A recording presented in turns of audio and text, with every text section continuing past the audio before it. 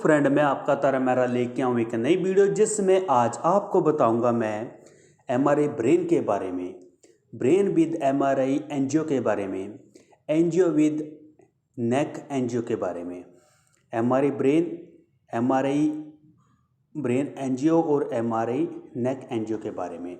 तो सबसे पहले हमने रजिस्ट्रेशन करना था। जैसे कि आपने देखा, रजिस्ट्रेशन में आपने आईडी का ध्यान जरूर रखना है। आईडी सेम नहीं होनी चाहिए, पीछे का नाम सेम हो सकता है, तो इसलिए आपने ध्यान रखना है। उसके बाद आपने प्रोटोकॉल सेलेक्ट करना है। सेलेक्ट करने के बाद आपने लेना है लोकलाइज़र, क्योंकि ऑलरेडी मैंने एक वीडियो डाली हुई है एमआरआई ब्रेन पे, तो इसलिए मैं इस पर आपको डिटेल पे स्टार्टिंग पे नहीं बताया। एमआरआई ब्रेन की प्लानिंग हमने ऑलरेडी आपको बताई हुई है। यदि आपको फिर भी नहीं पता चलेगा तो आप देख सकते हो, हमने जिसमें पूरा बॉक्स बना हुआ एक्सियल उसकी प्लानिंग चल रही है। सैज पे हम इसकी प्लानिंग करेंगे और कोरोनल पे आप नीचे देख रहे हो ISC जो मस्टर्ड एरिया है, तो हमने इसको दोनों साइड में मिलाना है, राइट और लेफ्ट वाली साइड में, तो आपका एक्सियल पूरा सिमेट्रिबल आएगा। जैसे कि आप कॉर्नर पे देख सकते हो, जो ISC आपको दिख रहा है उसको हमने इक्वल दोनों साइड से मिलाना है। जो लाइन जा रही है सेंटर में, अपर और लोअर, इनमें से कोई भी लाइन को आप मिला सकते हो। और साइड में आपने देखना है कि कितना एरिया आपको चाहिए। ठीक है, ये दिख रहा है आपको कार्पस क्लोजम, उसके साथ साथ आपने लाइन को मिलाना है सहज में, या तो फिर आप हार्ड पैलेट के साथ भी मिला सकते हो। आपका जो एक्सेल है उसकी प्लानिंग एक्यूरेट होएगी, पूरी सिमेट्रिबल प्लानिंग होएगी। तो अभी जो हमारा T2 था वो हमें मिल गया है। आप देख सकते हो T2 में क्या होता है, जो इसका फ्लूइड होता है, फ्लूइड का कलर वाइट दिखेगा आपको, उसे हम T2 बोलते हैं। और T1 में इसका कलर ब्लैक हो जाएगा, उसे हम T1 बोलते हैं। जिसको एमआरआई के नॉलेज बेसिक चाहिए तो मैं उसी के लिए बोल रहा हूँ। ठीक है, उसके बाद जो हमारी एक्सेल की प्लानिंग है वो साथ के साथ चलती रहेगी, क्योंकि हमारी जो मशीन है वो असेंजा डॉट है, मैग्नेटम असेंजा। तो इसमें डॉट सिस्टम होता है, वो अपने आप प्लानिंग चलती रहती है इसमें। यदि मैं इसमें प्लान भी नहीं करता, ठीक है, तो तभी भी मेरा एमआरआई ब्रेन हो जाना था। बट हमें इसमें एरिया इंक्लूड करना होता है, थिकनेस घटानी होती है, कट्स बढ़ाने होते हैं, स्लाइस थिकनेस घटानी और बढ़ानी होती है अपने अकॉर्डिंग। ठीक है, जब हम बिजी है तो हम डॉट सिस्टम अप्लाई कर सकते हैं। यदि हम बिजी नहीं है तो हम अपनी मर्ज़ी से स्कैन करेंगे, फिर मशीन की मर्ज़ी नहीं चलेगी। ठीक है, तो अभी हमारा जो T2 डार्क फ्लेयर फ्लूइड है, फ्लेयर सीक्वेंस, वो भी कंप्लीट होने वाला है। तो अभी मैं सैज की प्लानिंग कर रहा हूँ। एक्सेल को बिल्कुल सीधा सीधा रखने है। सैज में हमने जितना एरिया लेना होगा वो उतना बॉक्स बना हुआ, जिसे हम FOV बोलते हैं। कॉर्नर में भी बिल्कुल सीधा सीधा जाएगा सैज का प्लानिंग। और सीमंस में मुझे एक बात बहुत अच्छी लगती है कि इसमें साथ साथ आप फिल्मिंग कर सकते हो। आप इधर स्कैन चल रही है, उसकी बैक साइड में पेशेंट की फिल्मिंग कर सकते हो यदि कोई भी पेशेंट चल रहा है। नहीं तो ये वाला पेशेंट है, इसके साथ साथ आप इसी की भी फिल्मिंग रेडी कर सकते हो, ताकि आप जैसे पेशेंट बाहर आए विद इन 5 मिनट में पेशेंट को फिल्म वापस कर दो कि ये लीजिए आपकी फ़िल्म। क्योंकि पेशेंट को वैसे ही होता है कि हाँ भी जब मशीन से बाहर निकले रिपोर्ट दीजिए, भी रिपोर्ट को टाइम लगता है, उनको कौन समझाए, उनको डॉक्टर भी कह के भेज देते कि रिपोर्ट साथ के साथ मिल जाएगी। इसलिए पेशेंट हमें पूछते हैं कि हाँ भी रिपोर्ट दे दीजिए, बट रिपोर्ट नहीं मिलेगी तो फिल्म तो आप 5 मिनट में, 10 मिनट में, बीच बीच में आप दे सकते हो, ताकि आप साथ साथ फिल्मिंग करते रहो। इसीलिए इन्होंने ये सॉफ्टवेयर दिया हुआ है। तो अभी हमारा जो 3 सीक्वेंस है वो कंप्लीट हो गए हैं। अभी डिफ्यूज़न चल रहा है। डिफ्यूज़न भी हम देख रहे हैं, इसमें किसी तरह की कोई इन्फाक्शन तो नहीं दिख रही। यदि इन्फाक्शन दिखेगी एक्यूट तो डिफ्यूज़न में वाइट दिखेगा और थोड़ा सा ब्लैकिश हो जाएगा। डिफ्यूज़न कंप्लीट हो गया। उसके बाद हमारा चल रहा है T1।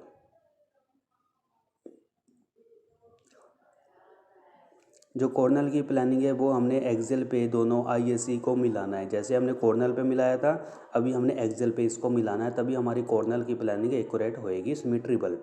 तो अभी मैंने जो हमने ब्रेन एंजियो करना है, सेरेब्रल एंजियो, उसका टॉप सीक्वेंस उठा लिया है। अभी मैं प्लानिंग करूँगा ताकि हमें प्रॉपर जितना FOV चाहिए एंजियो के लिए उतना FOV ओपन कर दूँगा।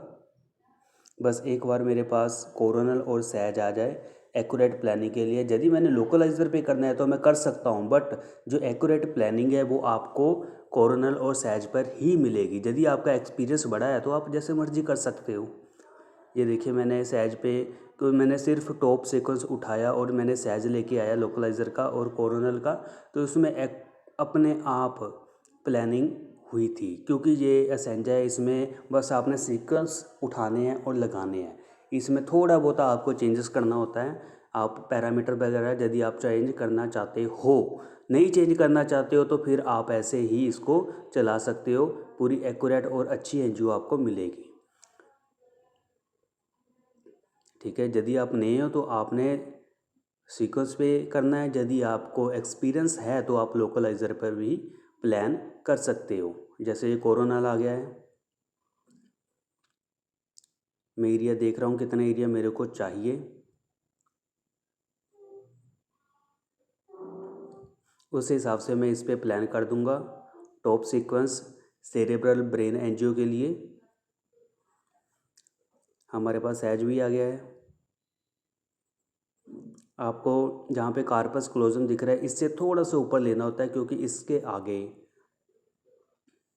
जो हमारी अंटीरियर सेरेब्रल आर्टरीज होती है वो निकलती है, वो नहीं कटनी चाहिए। तो मैंने प्लान कर दिया, प्लान करने के बाद जो सीक्वेंस है वो अपने आप चल पड़ेगा।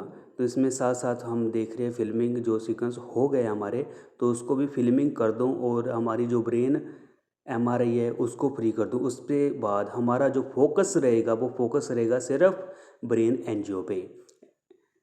यदि ब्रेन एनजीओ कंप्लीट हो जाएगी तो उसके बाद हमारा फोकस रहेगा सिर्फ एमआरआई नेक एनजीओ पे।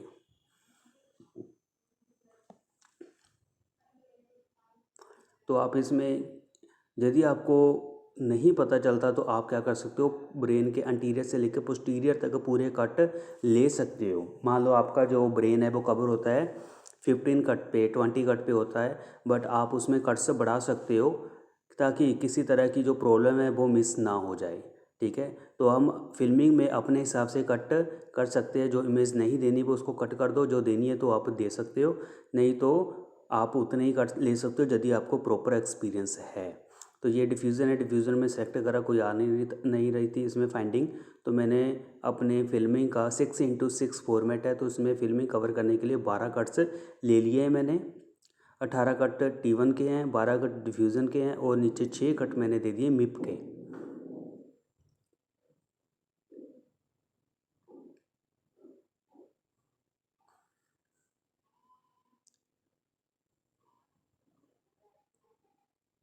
जी हमारी फिल्म कंप्लीट हो गई थी तो मैंने इसको भी कर दिया प्रिंट। तो हमारे पास जो ब्रेन के सीक्वेंस लगाए हैं हमने T2 flare, T1 diffusion, SWI, T2 coronal और T2 सैजिटल, ये हमारे सीक्वेंस ब्रेन में लगते हैं नॉर्मली ब्रेन में। यदि फाइंडिंग आती रहेगी तो उस हिसाब से हमारा जो एमआरआई ब्रेन का केस है वो उसी तरह एंगल लेता रहेगा। तो अभी एनजीओ कंप्लीट होने वाली है थोड़े टाइम में, तो मैं आपको एनजीओ दिखाता हूँ। तो उससे पहले मैं एमआरआई नेक एनजीओ की प्लानिंग कर रहा हूँ। तो सबसे पहले हमें लेना पड़ेगा इसमें लोकलाइज़र, उसके बाद बेसल मैपिंग, तो उसके बाद एक टॉप सीक्वेंस होता है सेम जैसे ब्रेन एनजीओ में था इसी में नेक एनजीओ में है। मैं देख रहा हूँ एक्सेल में हमारा जो एरिया है वो कटे ना, एरिया नहीं कटेगा तो आपको प्रॉपर एनजीओ मिलेगी। यदि थोड़ा बहुत भी एरिया इधर उधर होता है तो आपकी किसी तरह की कोई छोटी मोटी आर्टरीज है वो कटने का इशू हो जाता है। तो जो हमारी टॉप ब्रेन एनजीओ है तो वो भी फिनिश होने वाली है, तो मैं आपको जल्दी ही दिखाऊंगा कि ब्रेन एनजीओ कैसी है ये हमारी। तो उससे पहले मैं नेक एनजीओ की प्लानिंग कर रहा हूँ, आप देखते रहिए।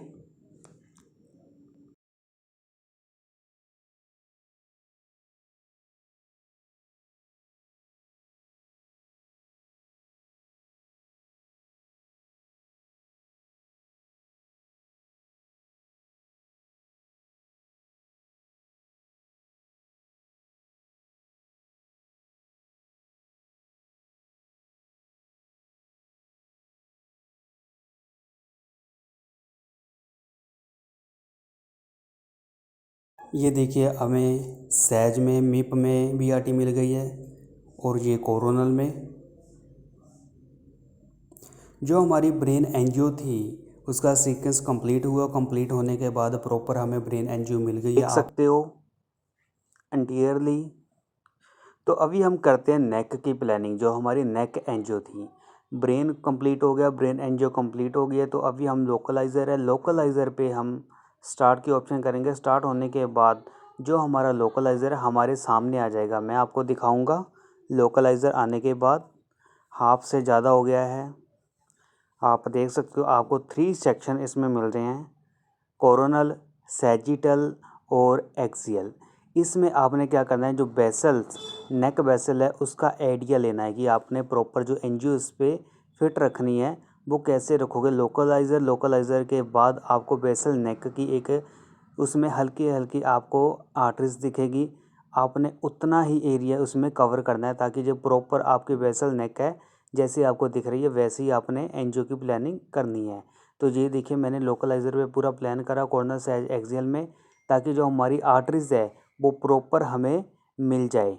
तो अभी ये सारा कुछ ओके होने के बाद मैं इसको स्टार्ट करूँगा। कंटिन्यू का ऑप्शन इसलिए है क्योंकि पेशेंट जो हेड की सेंटरिंग करी थी, सेंटरिंग करने के बाद अभी हमने नेक की करनी है। नेक वाला एरिया मशीन के सेंटर में आ जाएगा। तो उसके बाद अभी स्टार्ट हो गया। स्टार्ट होने के बाद आप देख सकते हो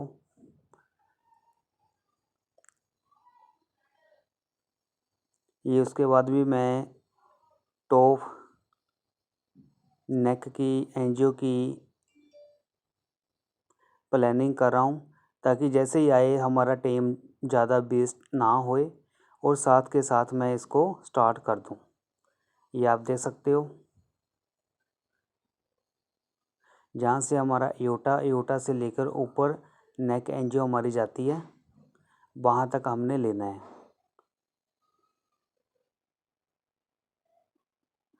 मैंने थोड़ा सा एरिया इसको बढ़ाया ताकि हमारा प्रॉपर एरिया आ जाए इसमें। यदि आपको लगता है सारा कुछ डन है, एओर्टा से हमारा स्टार्ट हो गया ऊपर तक, तो डन है। डन होने के बाद इसको स्टार्ट कर दोगे। तो जैसे मैंने इसमें स्टार्ट करा हुआ है, स्टार्ट होने के बाद इसमें आपको टाइम लगेगा कम से कम 10 मिनट। यदि पेशेंट नॉर्मल है तो उसको हम पैरामीटर चेंज करके टाइम कम कर सकते हैं। यदि पेशेंट हैवी है तो उसमें हमें इसको प्रॉपर टाइम देना होता है ताकि जो हमारी आर्टरीज है उसका फ्लो अच्छे से दिख सके। तो यदि उसमें फ्लो दिखेगा तो आर्टरीज चमक के हमारे सामने आएगी। तो यदि हम टाइम कम करेंगे, टाइम कम करने से रेजोल्यूशन कम हो जाएगी, टाइम भी कम होएगा बट उसकी क्वालिटी। तो टाइम देंगे, क्वालिटी बढ़ेगी तो आपका जो डायग्नोज है उसमें फ़ायदा मिलेगा। तो ये देखिए एंजियो हमारी स्टार्ट है। स्टार्ट अब इसको टाइम लगेगा, वेट करना पड़ेगा। जैसे हमने इसमें अभी नेक एंजियो स्टार्ट करी हुई है तो आप इसके बैक साइड में प्रोसेस कर सकते हो अपने ब्रेन एंजियो का। ठीक है, आप उसकी कटिंग कर सकते हो, उसकी फिल्मिंग बना सकते हो, एमआरआई की फिल्मिंग बना सकते हो। उसके अलावा और पेशेंट जो आपने करे होंगे, जो पेंडिंग पड़े होंगे, तो उसको भी आप फिल्मिंग कर सकते हो, उसका काम फिनिश कर सकते हो। तो जब नेक एंजियो आ जाएगी तो आप नेक एंजियो की जो फिल्मिंग है उसको भी बना के उसका भी फिनिश कर सकते हो। ठीक है, तो मे भी आपको ईज़िली समझ लगी होगी कि इसकी प्लानिंग कैसे करते हैं नेक एंजियो की। फिर भी आपको किसी तरह की कोई क्वेरी है तो आप मेरे को इंस्टाग्राम पर डीएम कर सकते हो और यूट्यूब पर भी कमेंट कर सकते हो। Thank you for watching this video. Please subscribe YouTube channel. Thank you so much.